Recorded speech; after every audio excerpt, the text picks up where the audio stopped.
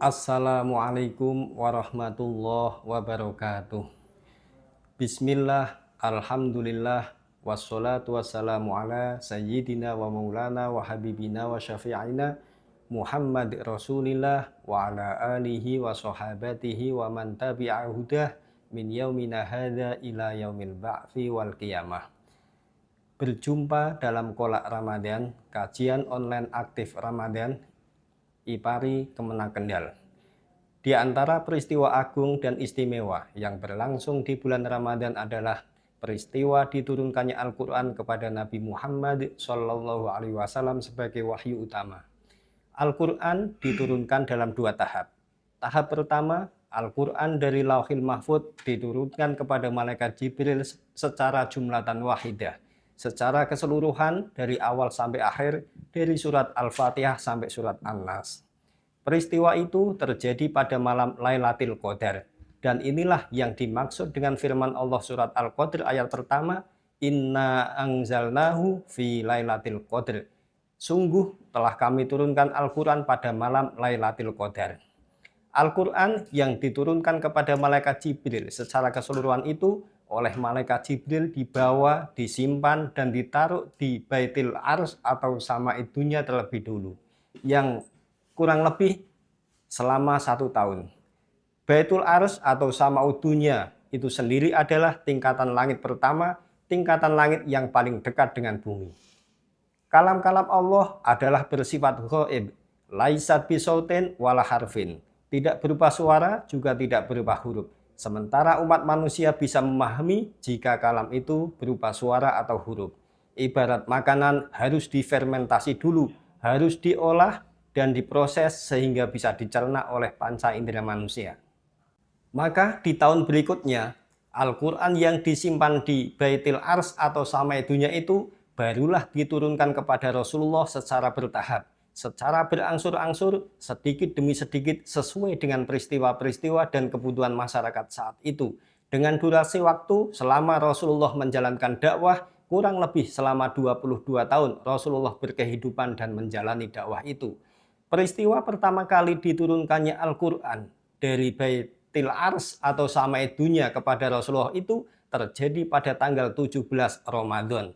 Dan inilah yang dimaksud dengan firman Allah surat Al-Baqarah ayat 185, Syahrul Ramadan alladzi unzila fihil Qur'an hudal linnas wa bayyinatim minal huda wal furqan. Pada bulan Ramadan telah diturunkan Al-Quran. Al-Quran diturunkan bukan sekedar menjadi bacaan, bukan sekedar untuk dibaca, ditilawai, dan dilantunkan dalam kehidupan. Akan tetapi tujuan utama diturunkannya Al-Quran adalah hudal linnas, sebagai petunjuk, sebagai pedoman bagi seluruh umat manusia tanpa terkecuali. Wa bayyinatim minal huda, dan sebagai penjelas dari pedoman itu.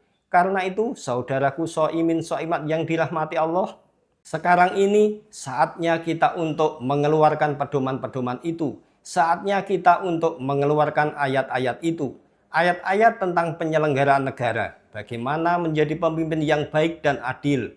Ayat-ayat tentang kehakiman, bagaimana menjadi hakim yang jujur dan mulia sehingga dipanggil dengan sebutan yang mulia. Ayat-ayat tentang parlemen, bagaimana menjadi utusan yang baik, bagaimana menjaga amanah masyarakat. Ayat-ayat tentang keamanan ketika bertugas sebagai TNI ataupun Polri. Ayat-ayat tentang kerakyatan, bagaimana menjadi rakyat yang baik, bagaimana menjadi rakyat yang kompak, rukun, akur, dan bersatu, yang jauh dari perpecahan.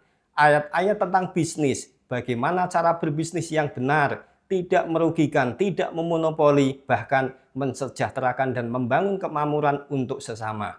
Ayat-ayat tentang pelajar, bagaimana menjadi pelajar yang baik, mudah memahami, bisa mengamalkan apa yang telah dipahami, dan mengimplementasikan dalam kehidupan berbangsa dan bernegara. Ayat-ayat yang membimbing para ustadz, para agamawan untuk menjadi pencerah, menghindari diri dari berbagai tarikan tipu daya dunia, tidak menjual diri, tidak menjual ayat demi kepentingan materi. Itulah pedoman-pedoman, itulah ayat-ayat yang tuntunannya mengantarkan kita kepada kesejahteraan dan kemakmuran bersama. Karena itu, saudaraku shaimin shaimat yang dirahmati Allah, saatnya kita untuk merenungkan kembali, saatnya kita untuk berinteraksi dengan serius dan mengamalkan isinya. Setidaknya kita bisa mengamalkan di tempat yang kita cintai ini, di tanah yang kita pijak, negara kesatuan Republik Indonesia. Semoga Allah memberikan hidayah kepada kita, semoga Allah menjadikan kita bagian dari ahlil Quran. Diterangi di dunia, diberikan cahaya di alam kubur, dan mendapat syafaat di akhirat kelak. Allahumma ja'alna min ahlil Qur'an waj'alil Qur'ana sahiban lana fid dunya wa nuron lana fil kubur wa syafi'an lana fil akhirah ya arhamar rahimin. Subhanakallahumma wa bihamdika asyhadu an la ilaha illa anta astaghfiruka wa atubu ilaik. Wallahul muwaffiq ila aqwamit thoriq. Terima kasih, mohon maaf. Wassalamualaikum warahmatullahi wabarakatuh.